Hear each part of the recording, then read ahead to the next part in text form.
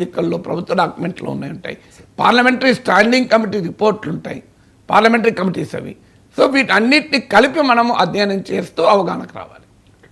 ప్రభుత్వం కానీ లేకపోతే ప్రభుత్వంలో మిత్రపక్షాలుగా ఉన్న పార్టీలు కానీ ప్రశంసిస్తూ ఉంటాయి సార్.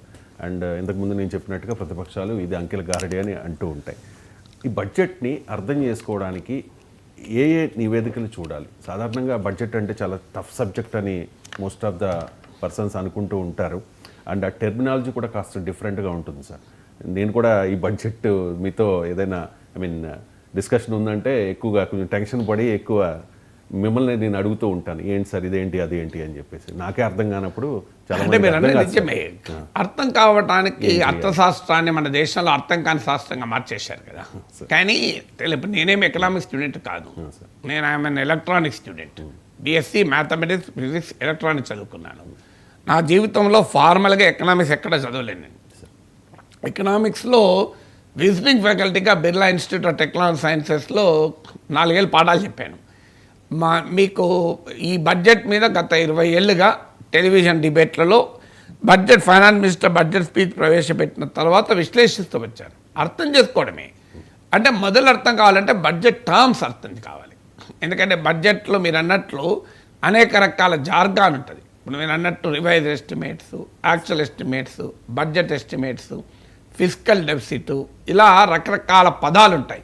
ఫిస్కల్ ఎఫ్ఆర్బిఎం చట్టము. సో ఇలా అనేక రకాల పదాలు వాడుతూ ఉంటారు. క్యాపిటల్ ఎక్స్పెండిచరు, రెవెన్యూ ఎక్స్పెండిచరు, ఒకప్పుడు plan expenditure, non plan expenditure, ఇప్పుడు లేదనుకోండి అది. అలాగే మీడియం టర్మ్ ఎకనామిక్ ఫ్రేమ్వర్క్ అని, ఇన్ఫ్లేషన్ అని, ఇలా రకరకాల భావనలు, కాన్సెప్ట్స్, టర్మ్స్ ఉంటాయి. మొదలు మనకు బేసిక్గా ఈ టర్మ్స్ను అర్థం చేసుకోవాలి. తర్వాత మీరు అన్నట్లు నివేదికలు అన్నప్పుడు సేమ్ ఇంతదాకా నేను చెప్పింది. ఒకటి ప్రభుత్వం ఇచ్చే budget, finance minister budget speech. 2 budget at a glance అని ఒక డాక్యుమెంట్ ఇస్తారు. అంటే అది ఏంటంటే బడ్జెట్ ఫిగర్స్ ఇన్ బ్రీఫ్ ఉంటాయి. బడ్జెట్ ఇన్ బ్రీఫ్ అని అంటారు, లేదా బడ్జెట్ ఎట్ ఎ గ్లాన్స్ అని అంటారు. అందులో మీకు క్లియర్గా ప్రతి సెక్టారు ఇయర్ వైజ్గా మీకు బడ్జెట్ ఎస్టిమేట్స్ ఎంత, బిఈ ఎంత, ఆర్ఈ ఎంత, యాక్చువల్స్ ఎంత అని కంపారిటివ్ ఫిగర్స్ ఉంటాయి. తర్వాత మీకు ప్రభుత్వము బడ్జెట్తో పాటు medium term economic fiscal framework అని, అంటే నెక్స్ట్ 3 ఇయర్స్లో, నెక్స్ట్ 5 ఇయర్స్లో ఆర్థిక పరిస్థితి ఎలా ఉండవచ్చు అని కూడా బడ్జెట్తో పాటిస్తాయి. ఇవి కాకుండా డీటెయిల్గా మినిస్ట్రీ వైజ్గా చాలా డాక్యుమెంట్లు ఉంటాయి. ఇంత కట్టు ఉంటుంది. మేము ఎమ్మెల్సీగా ఉన్నప్పుడు ఇంత కట్టు ఉండేది. చాలామంది ఎమ్మెల్సీ దాన్ని పట్టుకోకుండా వెళ్ళిపోయేవాళ్ళు. నేను మా డ్రైవర్ చెప్పి ముందే కారులో అవన్నీ పెట్టించామని ఇంత కట్టిస్తారు. సో అందువల్ల ఇప్పుడు ఈ మధ్యకాలంలో ఆన్లైన్లో ఇచ్చేస్తున్నారు, మీకు నెట్లో దొరుకుతుంది. ఇట్స్ పబ్లిక్ డాక్యుమెంట్, ఏమీ nothing is secret. So budget అనేది మీకు మినిస్ట్రీ ఆఫ్ ఫైనాన్స్ వెబ్సైట్లో మొత్తం డాక్యుమెంట్లు ఉంటాయి. ఇలా ఒక్కొక్క డిపార్ట్మెంట్ వైజ్గా రిపోర్ట్లు ఉంటాయి. అవన్నీ మనం చదివే ఓపిక లేకపోయినా మొదలు finance minister budget speech, 2 budget at a glance, 3వది ఈ ఫిస్కల్ ఫ్రేమ్వర్క్ అంటే ఆర్థిక పరిస్థితి ఎలా ఉండవచ్చు అని, 4వది ఎకనామిక్ సర్వే, నేను ఇంతకుముందు చెప్పాను. ఇలా బేసిక్గా ఈ డాక్యుమెంట్స్ గవర్నమెంట్ ఇచ్చేది. ఇవి కాకుండా మీకు కాగ్ నివేదికలు ఉంటాయి, ఆర్బీఐ నివేదికలు ఉంటాయి, మీకు వరల్డ్ బ్యాంక్ నివేదికలు ఉంటాయి, ఐఎంఎఫ్ నివేదికలు, తర్వాత మీకు నేను ఇంతకుముందు చెప్పినట్టు centre for monitoring Indian economy CMI, FICCI, federation of Indian chamber of commerce and industry, అలాగే కాన్ఫెడరేషన్ ఆఫ్ ఇండియన్ ఇండస్ట్రీ, ఇలా సెక్టార్ వైజ్గా society for Indian automobile manufacturers, NASSCOM, ఇలా సెక్టార్ వైజ్గా ఉండేవి. తర్వాత రకరకాల కన్సల్టెన్సీ ఫర్మ్స్ ఇచ్చే రిపోర్ట్లు, ఇలా మీకు ఇలా అనేక రీసెర్చ్ సెంటర్స్ ఉంటాయి. Centre for development studies, centre for advance studies, ఇలా రకరకాల సంస్థలు ఉంటాయి. ఇప్పుడు మన హైదరాబాద్లో centre for economic and social studies అని ఉన్నాయి.